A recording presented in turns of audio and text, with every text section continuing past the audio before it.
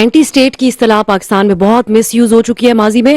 آپ نے کہا کہ اس نوعیت کا رسپانس جیسا آج آپ نے دیا ایسا نہیں آفیشلی دیا گیا, لیکن جب نواز شریف نے اس وقت کے DGI کا نام لیا تھا تو وہ بھی اینٹی اسٹیٹ کہلائے تھے. سو آج جو آپ نے بات کی اس میں 3 لفظ, یہ ہمارے لیے بڑے سخت الفاظ ہیں اور بڑی اہم بات ہے کہ یہ نیشنل سیکورٹی تھریٹ ہے, اینٹی اسٹیٹ ہے, and they are playing in the hands of daily.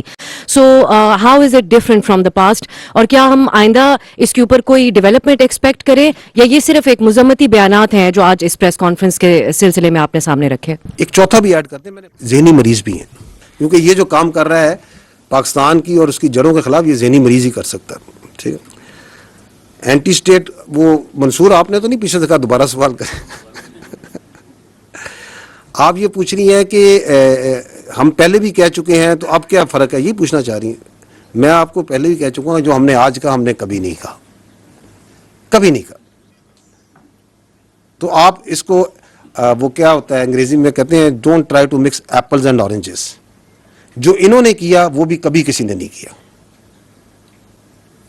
ٹھیک, I think thank you very much, very grateful, very kind of you for your time. Like to welcome you and be very grateful to you for coming and taking out time for this very important press conference. The first thing is کہ آپ سب کو, ہم سب کو اس مبارکباد ہو کہ جو chief of defence forces کا head quarter ہے اس کا جو سا ہے آغاز ہو چکا ہے.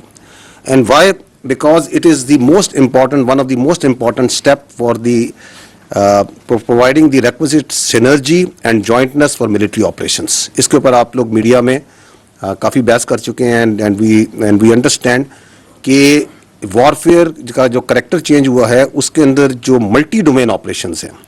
So it is not more only land, sea and air, it is space, it is cyber, it is informational domain, it is the intelligence operations and multiple domains جس کے اندر بھی جنگ لڑی جاتی ہے. The wars have become violent, the wars have become short and intense. تو اس میں efficiency حاصل کرنے کے لیے, ایفیکیسی حاصل کرنے کے لیے اور اکانومی آف ایفرٹ حاصل کرنے کے لیے یہ جو چیف آف ڈیفنس فورسز کا ہیڈ کوارٹر ہے, it was a long awaited essential requirement. And it's not only in Pakistan. اس وقت درجنوں سے زیادہ ممالک ہیں دنیا میں, it's up to almost like 70 countries جہاں پہ چیف آف ڈیفنس کا جو سینرجیٹک ہیڈ کوارٹرز ہیں they are available. So this is a something that جس کا جو آج ایک پارلیمنٹ کی ہدایات پہ اور آرڈرس پہ جس کا آغاز ہوا ہے, تو this is again a monumental and great day for the national security of Pakistan. بیانیے کی بات ہو رہی ہے جہاں تک, تو سوائے اس شخص کے جس کی آپ بات کر رہے ہیں بار بار, انہی کی پارٹی کے انفارمیشن ڈپارٹمنٹ سے اور انہی کی پارٹی کے انفارمیشن سیکٹری جو ہیں وہ گزشتہ 2 ہفتوں سے ٹاک شوز میں آ کر اور مختلف جگہوں پہ وہ یہ کہہ رہے ہیں کہ یہ جو سوشل میڈیا اکاؤنٹ باہر سے آپریٹ ہو رہے ہیں اس سے ہمارا کوئی تعلق نہیں ہے. پارٹی کا اصل بیانیہ وہ ہوتا ہے کہ جو انفارمیشن ڈپارٹمنٹ سے جاری کیا جاتا ہے اعلامیہ کی صورت میں. اچھا, یہ this is again part of that deceit cobweb جو کہ بڑی خوبصورتی بناتا ہے. میں نے اپنی جو شروع میں بات چیت کی میں نے کہا تھا کہ, یا ابھی تھوڑی دیر پہلے کہا تھا کہ جس طرح یہ بیانیہ بناتے ہیں اس پہ تو جو جوابلز ہے وہ بھی داد دیتا ہوگا کہ میں بھی سیکھوں ان سے کہ یہ بنتا کیسے.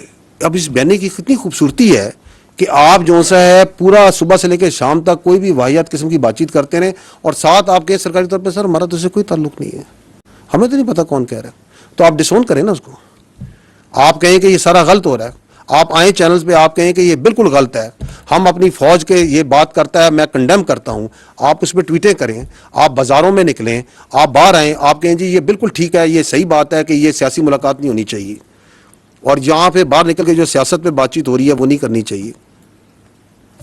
جو آپ نے یہ بات کی سوشل میڈیا کی, میں آپ کو کلپ دکھا دیتا ہوں جہاں پہ ان کی بہن جو سی ہیں وہ باہر آ کے یہی منوان یہ خود زبان سے بھی بول رہی ہیں, وہ تو پاکستان سے آ کے بول رہی تھی نا.